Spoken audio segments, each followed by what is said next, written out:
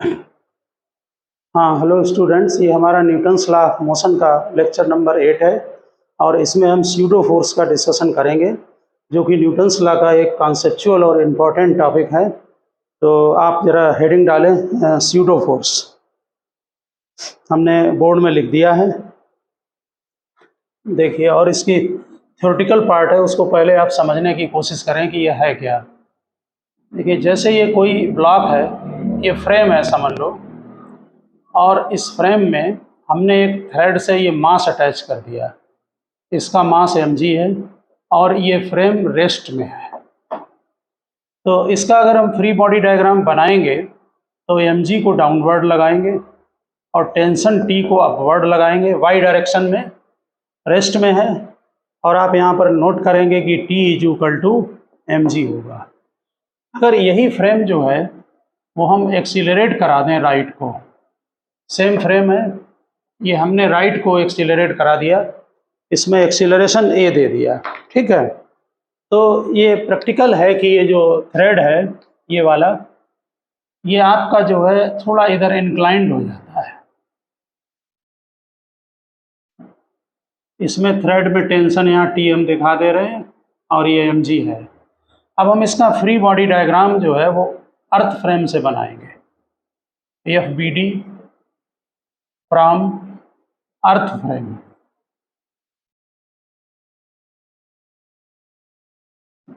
ठीक, ये हमारा एक्सीलरेटेड फ्रेम हो गया, हमने इसमें एक्सीलरेशन राइट को दे दिया है, ठीक है। चलो आप अर्थ फ्रेम से ज़रा बनाएं फ्री बॉडी डायग्राम। टेंशन इधर लगेगा, mg इधर लगेगा, और हम अपना x और y, ये x डायरेक्शन है, ये y डायरेक्शन इधर अटैच कर रहे हैं। अगर आप अर्थ फ्रेम से देखेंगे इसको, तो ये जो ब्लॉक है, ये मास mg का जो ब्लॉक है, ये आपको एक्सीलरेटेड दिखेगा x डायरेक्शन में। चेक कर लें आप, x डायरेक्शन में ये एक्सीलरेटेड दिखेगा इस तरफ को, क्योंकि ये भी एक्सीलरेट है पूरा फ्रेम, अर्थ से देख रहे हैं उसको, ठीक है। तो नेचुरल अगर हम न्यूटन्स लॉ लगाएंगे तो यहाँ एक एंगल एज्यूम करेंगे और इक्वेशन x डायरेक्शन में बनाएंगे T cos थीटा। ये फोर्स T का कंपोनेंट लेंगे x में, जो कि मोशन के लिए रिस्पॉन्सिबल है, T cos थीटा। और न्यूटन सेकंड लॉ लगाएंगे T cos theta = ma। Mass small है हमारा, ये हमने न्यूटन सेकंड लॉ की इक्वेशन बनाई है along x axis, equation along x axis बनाई है। अब हम इसमें जो है वो y डायरेक्शन में इक्वेशन नोट करें तो क्या होगा, y में तो कोई मोशन है नहीं, इसका मतलब y डायरेक्शन में ये बैलेंस करेगा। क्या होगा, T cos theta = mg। Check कर लें, T के कंपोनेंट, सॉरी T यहाँ पर sine theta, T cos theta हमने थीटा ये वर्टिकल से लिया है, तो आपका जो T cos थीटा है वो mg को बैलेंस करेगा, और जो हॉरिजॉन्टल कंपोनेंट है T sin थीटा, वो हॉरिजॉन्टल डायरेक्शन में ब्लॉक को एक्सीलरेशन देगा। ये हमने अर्थ फ्रेम से फ्री बॉडी डायग्राम बनाया है। अब हम इसी फ्री बॉडी जो ब्लॉक है इसका FBD बनाएंगे एक्सीलरेटेड फ्रेम से, FBD फ्रॉम एक्सीलरेटेड फ्रेम।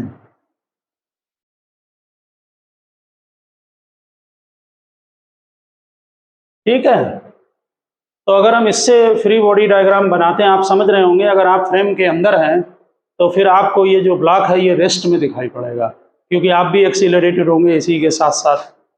तो ज़रा देखें इसका फ्री बॉडी डायग्राम, इधर आपका T लगेगा टेंशन, mg डाउनवर्ड लगेगा, लेकिन इसके फ्री बॉडी डायग्राम में और उसमें एक डिफरेंस होगा, उसमें a नहीं होगा। आप अर्थ फ्रेम से अगर इसको देखेंगे ब्लॉक को, तो ये ब्लॉक आपको एक्सीलरेटेड दिखेगा, लेकिन आप फ्रेम के अंदर से देखेंगे तब ये एक्सीलरेटेड नहीं दिखेगा। ठीक, अब जरा फिर हम सेम थीटा ले रहे हैं, x अटैच कर रहे हैं, y अटैच कर रहे हैं, और फिर इक्वेशन बनाने की कोशिश करते हैं। तो अलोंग y एक्सिस में जब इक्वेशन आप बनाएंगे तो क्या बनेगी, T cos थीटा = mg। यहाँ भी यही बन रही है, T cos थीटा = mg। लेकिन अगर हम x एक्सिस में इसकी इक्वेशन बनाने की कोशिश करेंगे तो T sin थीटा तो लग रहा है, अगर आप फ्रेम के अंदर से देखेंगे और इसको टच करके देखेंगे स्ट्रिंग को, तो इसमें टेंशन आपको लगेगा बाकायदा, ठीक है ना। तो यहाँ टी साइन थीटा तो है, लेकिन बॉडी एक्सीलरेटेड नहीं है। तो यहाँ नेचुरल क्वेश्चन अराइज होता है कि टी साइन थीटा का हम क्या करें, यहाँ कौन इसको बैलेंस करेगा, या बॉडी एक्सीलरेटेड है, तो यहाँ तो ए है ही नहीं, ए जीरो है, ठीक है ना। तो अब आप टू द पॉइंट आए, जो फ्रेम एक्सीलरेटेड होते हैं उनमें न्यूटन्स लॉ नहीं लगता है, ठीक। अभी हम पूरी उसकी थ्योरी लिखाएंगे आपको, उसमें न्यूटन्स लॉ जो है वो नहीं लगता है। ऐसे फ्रेम जो है वो नॉन इनर्शियल फ्रेम कहलाते हैं, ठीक है ना। और अगर उसमें न्यूटन्स लॉ को लगाना है तो ध्यान दें, अगर इसमें न्यूटन्स लॉ को लगाना है तो एक हमें फोर्स लेना पड़ता है। वो फोर्स क्या होगा, मास लेंगे बॉडी का, ध्यान दें बात पर, मास लेंगे बॉडी का, ये मास m है जिसका हम फ्री बॉडी डायग्राम बना रहे हैं, और एक्सीलरेशन लेंगे फ्रेम का, कितना है a, और जिस तरफ फ्रेम जा रहा है उसके ठीक अपोजिट डायरेक्शन में एक फोर्स लगा देंगे ma, इसको स्यूडो फोर्स बोलते हैं, ठीक। और अब ये क्या होगा कि जो अब आप इक्वेशन जब बनाएंगे, तो हमने इसीलिए अलग कलर से लिख दिया, ध्यान रखना। अब जो इक्वेशन आप बनाएंगे वो T sine theta is equal to ma होगी। आप एक बात को यहाँ अच्छी तरह से समझ लें कि यहाँ जो ये इक्वेशन लिखी हुई है, जरा ध्यान देना, और वो लिखी हुई है, ये दोनों इक्वेशन एक नहीं है। ये देखने में तो एक हैं, लेकिन ये इक्वेशन सेम नहीं है। इस इक्वेशन में न्यूटन सेकंड लॉ लगा है, और ये शो कर रहा है कि net force is equal to mass into acceleration है, लेकिन यहाँ पर ये बॉडी इक्विलिब्रियम में है, और यहाँ पर जो ma है वो फोर्स है, इसको नाम देते हैं स्यूडो फोर्स, समझ रहे ना। यानी कि जब न्यूटन्स लॉ अगर आप नॉन इनर्शियल फ्रेम में लगाएंगे जो कि फ्रेम एक्सीलरेटेड है, तो वहाँ आपको रिवर्स डायरेक्शन में एक स्यूडो फोर्स लगाना पड़ेगा, तब वो आपका जो है इक्वेशन लगेगी ma स्यूडो फोर्स। और इसका डिस्क्रिप्शन न्यूटन ने ही दे दिया था कि जो नॉन इनर्शियल फ्रेम है उनमें हमारा फार्मूला एप्लीकेबल नहीं है, आपको उसमें स्यूडो फोर्स लगाना पड़ेगा। दूसरी बात यह है, यूनिवर्स के अंदर कोई भी फ्रेम इनर्शियल नहीं है। उसका कारण यह है कि आप अर्थ के ऊपर बस जा रही है, ट्रेन जा रही है, या कोई ब्लॉक मूव कर रहा है, सभी अर्थ जो है वो खुद एक एक्सीलरेटेड फ्रेम है, क्योंकि अर्थ के ऊपर जो भी बॉडीज रखी हुई हैं वो सेंटर की तरफ एक्सीलरेटेड है। रोटेटिंग फ्रेम एक्सीलरेटेड फ्रेम होता है, और इसका मतलब है कि कोई भी फ्रेम जो है वो इनर्शियल नहीं है। हम अर्थ को इनर्शियल फ्रेम एज्यूम कर लेते हैं, मान लेते हैं, नहीं तो आपको हर क्वेश्चन में स्यूडो फोर्स लगाना पड़ जाएगा, समझ रहे हैं ना। और फिर उसके कंपैरेटिवली जो भी बॉडी रेस्ट में है या जो यूनिफॉर्म मोशन में मूव कर रही हैं उनको हम इनर्शियल मानकर सॉल्व करते हैं। ओके, अब आप हम थ्योरी को नोट करें, फिर हम अर्थ का भी आपको बताते हैं डिटेल जो है कि अर्थ के केस में जो है वो हम क्या लगाएंगे। ओके, नोट करें आप, लिखिए इफ, नोट कराएं, ए फ्रेम ऑफ रेफरेंस, बहुत ठीक से लिखना, थ्योरी को एक बार नोट होगी, जो लोग वीडियो सुन रहे हैं वो भी इसको थ्योरी को ठीक से नोट करना। लिखिए ये फ्रेम ऑफ रेफरेंस, ये नोट कर लिया ना, is basically A coordinate system. आपने देखा होगा हम कोऑर्डिनेट सिस्टम अटैच करते हैं। ये frame of reference is basically A coordinate system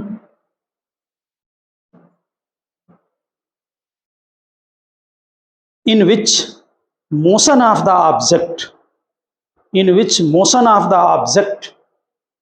is analyzed। Reference frame जो होता है वो कोऑर्डिनेट सिस्टम ही है, क्योंकि हम वहाँ बिना कोऑर्डिनेट सिस्टम के अटैच किए हम क्वेश्चन को सॉल्व नहीं करते हैं। Analysed, there are two type of reference frame, there are two types of reference frame. Number 1, inertial reference frame, inertial reference frame।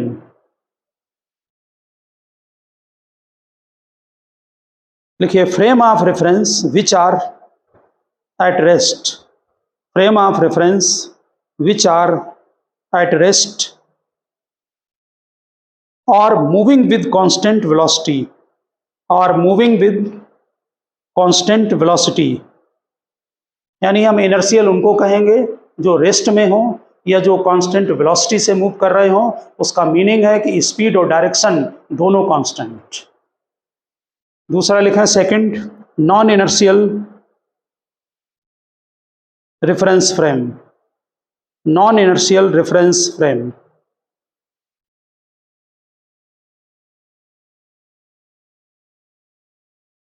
देखिए मूविंग विद, शॉर्ट में हम लिखा रहे हैं moving with non zero acceleration, moving with non zero acceleration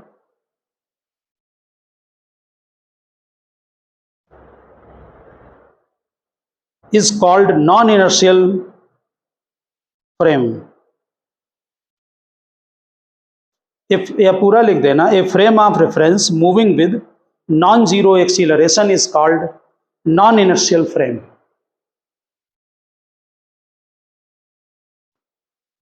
आप next para में note करें, note कर लिया। Concept of rest and motion, concept of rest and motion or acceleration, concept of rest and motion or acceleration is meaningful when a frame of reference is specified, when a frame of reference is specified।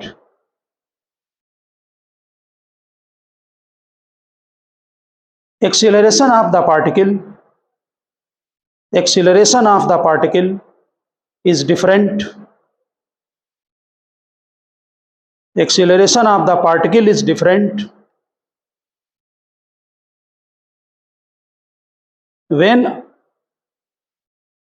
observed from different frame या measured from different frame। acceleration of the particle is different when measured from different frames।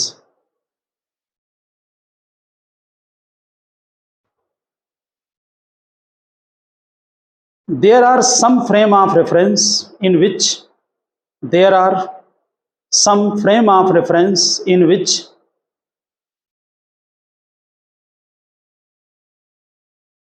Newton's first law is valid,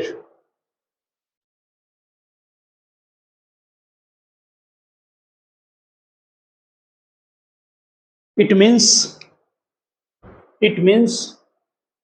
A is equal to 0 if and only if F is equal to 0, यही first law है। But there are some frame in which Newton's law is not valid,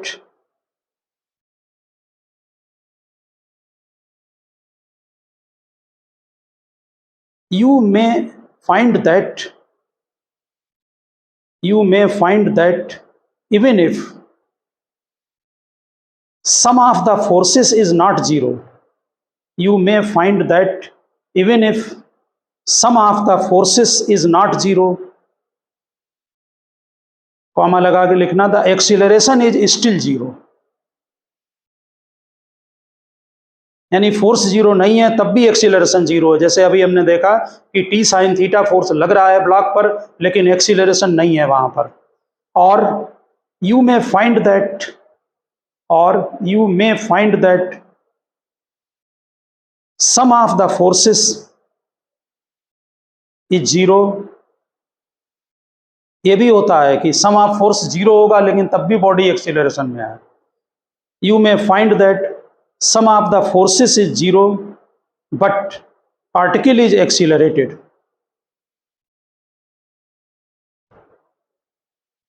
इसका मतलब है कि जो Newton's law की validity है वो फ्रेम ऑफ रेफरेंस से है कि वो फ्रेम किस टाइप का है, रेस्ट में है, मोशन में है या एक्सीलरेशन में है। ठीक, अब आप नेक्स्ट पैरा में लिख दें, a frame of reference in which ये भी डेफिनेशन आप लिख सकते हैं कहीं पर, a frame of reference in which Newton's first law, second law भी है, न्यूटन्स लॉ लिख दो, Newton's first law is valid is called inertial frame of reference.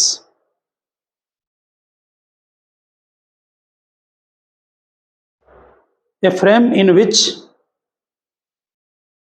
Newton's law is not valid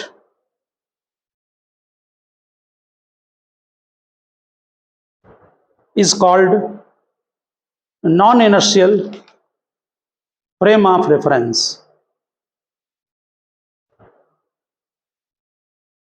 In which Newton's law is not valid is called non-inertial frame of reference.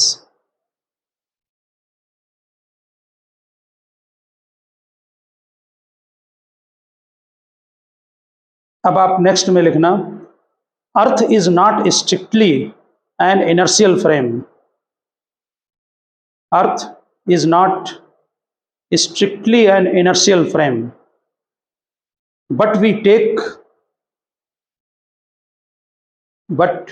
we take earth as an inertial frame,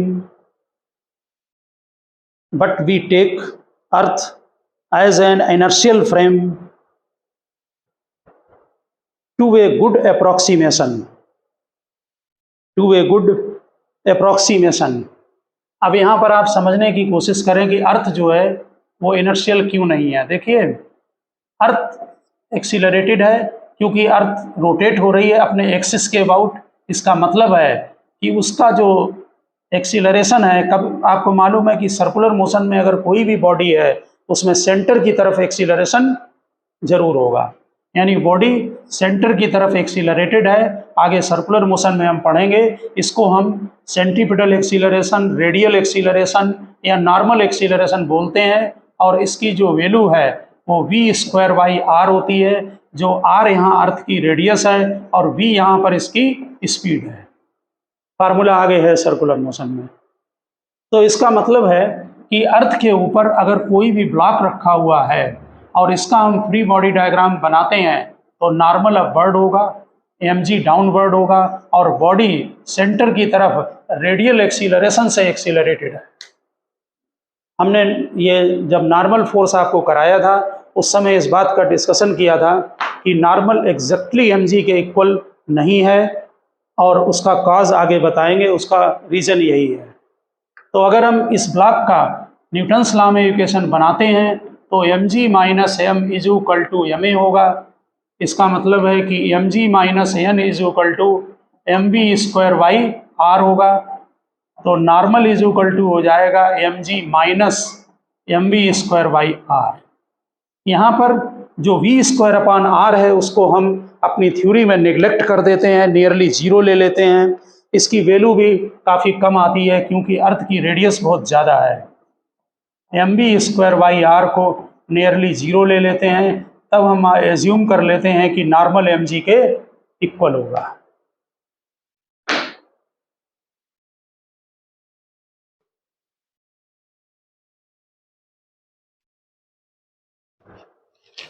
अब हमने अर्थ को जब inertial frame assume कर लिया है तो उसके comparatively जितने भी अर्थ के ऊपर जितने भी बॉडी रेस्ट में हैं या जो यूनिफॉर्म मोशन में जा रही हैं बॉडी, वो भी इनर्शियल हो गई। नोट कर लिया? तो लिखिए, all frame moving uniformly, all frames moving uniformly with respect to an inertial frame are also inertial.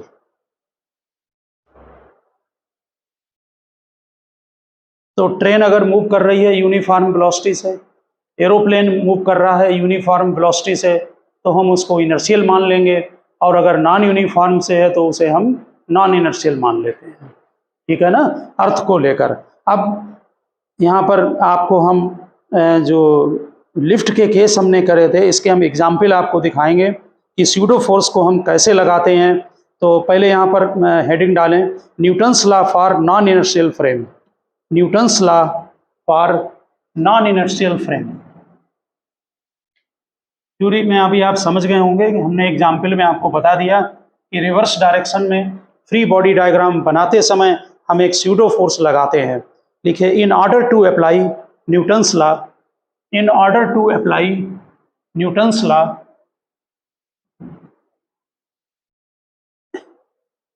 For non inertial frame, in order to apply Newton's law for non-inertial frame, we apply a pseudo force. We apply a pseudo force given by F is equal to minus ma. Minus तो आप समझ गए होंगे क्यों लगाया, direction opposite लगाते हैं इसकी वजह से है। जब अपोजिट लगा देंगे तो माइनस नहीं लगाना वहां पर। We apply a pseudo force given by F is equal to minus ma,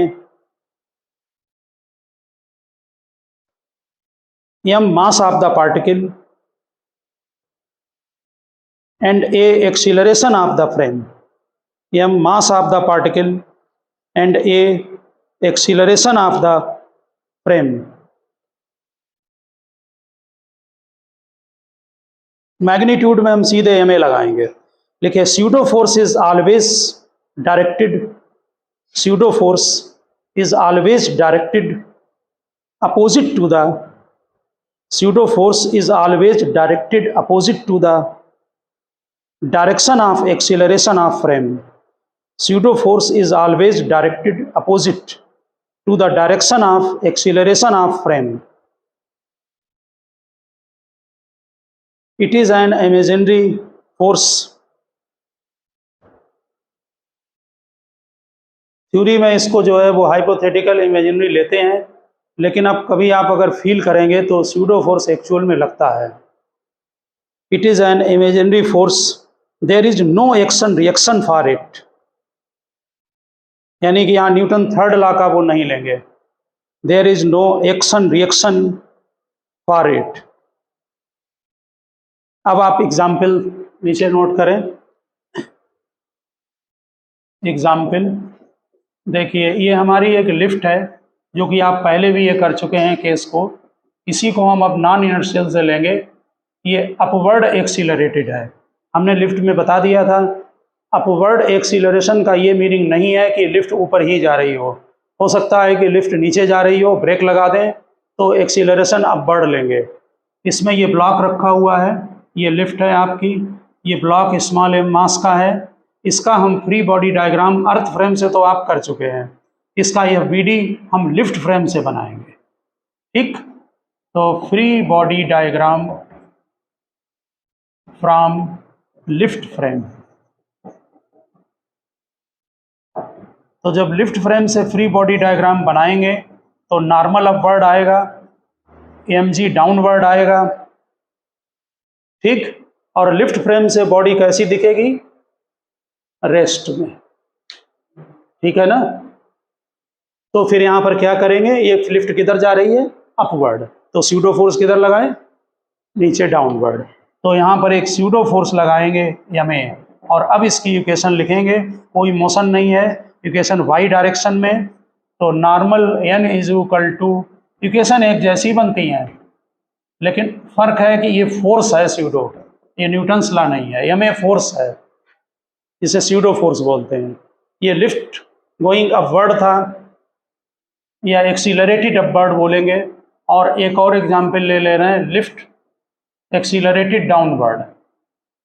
इसमें ये मास m रख दिया, सेम केस है, सेकंड केस ले लिया।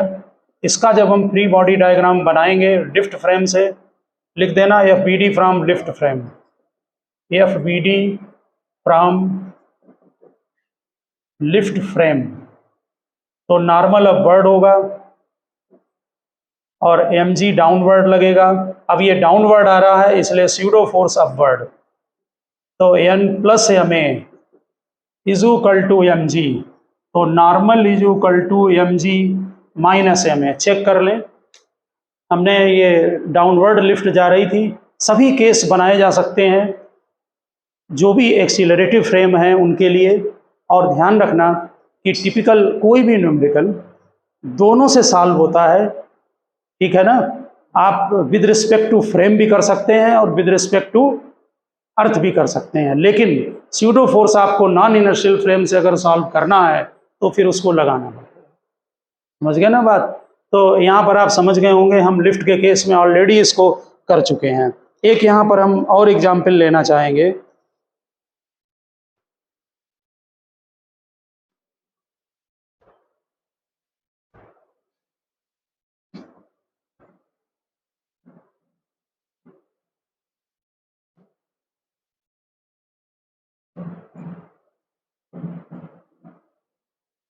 जैसे मान लीजिए ये कोई इंक्लाइंड प्लेन है, ठीक।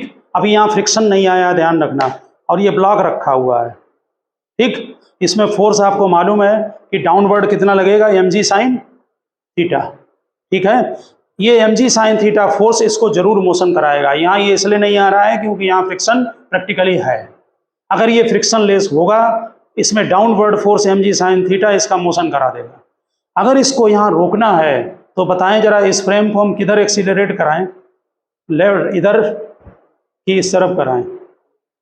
इधर अगर कराएंगे तो ये बहुत जल्दी गिरेगा, फिर इसको इधर मूव कराना पड़ेगा।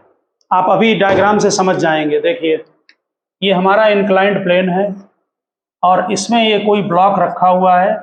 इतना आप भी जानते हैं कि ये mg फोर्स है, नॉर्मल इधर एक्ट कर रहा है, थीटा ये है, और इसका ये कंपोनेंट होता है mg cos थीटा। इसमें इधर फोर्स लगेगा mg साइन थीटा लगेगा। तो ये एग्जाम्पल आप लिफ्ट के अलावा सेकंड एग्जाम्पल में लें। अगर आप फ्रिक्शन लेस है, ये बॉडी सीधे नीचे आएगी, ठीक है, डाउनवर्ड आएगी, और mg sine theta is equal to ma लगाएं तो एक्सीलरेशन इसका g साइन थीटा होगा, ठीक। अब यहाँ पर इस पूरे फ्रेम को हम एक्सीलरेट करा रहे हैं, ठीक। इधर को देखिए, इस डायरेक्शन को, ठीक है। तो अब इसमें स्यूडो फोर्स किधर लगेगा, बोलिए, राइट को, क्योंकि लेफ्ट को एक्सीलरेटेड है। कितना होगा, ma, ठीक। अब जरा इक्वेशन बनवा लें। ये हमारा, अब ये क्वेश्चन में गिवन है कि ये मास इक्विलिब्रियम में है, नो मोशन, ठीक है ना। तो उसके लिए हमें नॉर्मल निकालना है और ए वगैरह ये जो भी कैलकुलेशन है वो। तो यहाँ पर ये डायग्राम बनाकर वहाँ पर नोट कर दें कि block is at rest, find normal force. Block is at rest, find normal force and acceleration भी लिख दो। Block is at rest. देखिए अर्थ फ्रेम से ब्लॉक रेस्ट में नहीं है, ये बात ध्यान रखना। अर्थ से नहीं है, किससे है रेस्ट में, फ्रेम से रेस्ट में है, क्योंकि फ्रेम ही मूव कर रहा है। पूरा फ्रेम जो है आपका इधर जा रहा है, तो ब्लॉक भी आपको अर्थ पर खड़े होकर दिखेगा कि ये लेफ्ट को जा रहा है। समझ गए ना, अर्थ फ्रेम से नहीं है रेस्ट में। तो हम इसका फ्री बॉडी डायग्राम हम अलग बना दे रहे हैं। ये फ्री बॉडी डायग्राम हम FBD फ्रॉम एक्सीलरेटेड फ्रेम, देखिए नॉर्मल ऊपर लगाया, ये हमारा थीटा था, ये बना mg cos theta, pseudo force इधर लग गया ma। जरा बताएं इक्वेशन xy में, xy जरूर अटैच करना हमेशा। ये हमारा डायरेक्शन x और ये डायरेक्शन y ले रहा है। तो पहले x डायरेक्शन में आप बताएं इक्वेशन क्या क्या लगेंगे। mg का एक कंपोनेंट इधर है, mg साइन थीटा, ma का कंपोनेंट इस तरफ एक्ट करेगा, ये भी थीटा होगा, ये थीटा है तो ये भी थीटा, कितना होगा, ma cos थीटा। तो along x axis, along x axis equation बनाए तो mg sine theta is equal to ma cos theta, mass cancel हो गया, a इज इक्वल टू आ गया g tan थीटा। ये एक्सीलरेशन निकल आया, क्योंकि थीटा गिवन होगा और g पर ऐसे ही गिवन होता। अब जरा नॉर्मल पर बताएं। नॉर्मल फोर्स जो है ये y डायरेक्शन को है, अपवर्ड डाउनवर्ड में दोनों फोर्स बताएं कितना है, mg cos theta plus ma sine theta. इसके पूरे कैलकुलेशन के लिए a की इसमें वैल्यू डालते हैं, क्योंकि a अननोन पैरामीटर है, ए की वैल्यू है जी टेन थीटा और into sine theta. Tan theta को साइन अपॉन कॉस करें, एम जी हम कॉमन ले रहे हैं, ये कॉस थीटा हुआ और ये बन गया आपका sign square theta upon cos theta. Tan theta को कन्वर्ट कर लें, ये एम जी बना, एलसीएम ले लें कॉस थीटा का, ये बन गया आपका cos square theta plus sine square theta, तो ये आ गया M G upon cos theta. ये नॉर्मल का आंसर होगा। ऑब्जेक्टिव के लिए भी ध्यान रखना, ठीक है। एक ही उसमें वैल्यू पुटअप कर दें। आपने ये बना लिया इधर वाला, चलो बनाएंगे। तो स्यूडो फोर्स का आप जो ये मीनिंग है वो आप यहां पर समझ गए होंगे।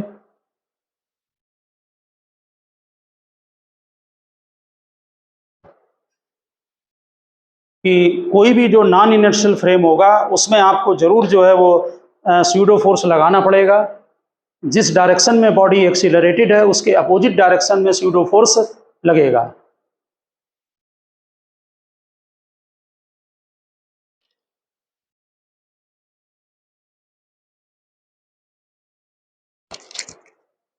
ओके स्टूडेंट्स, हम नेक्स्ट लेक्चर में करते हैं डिस्कशन आगे, ठीक है ना।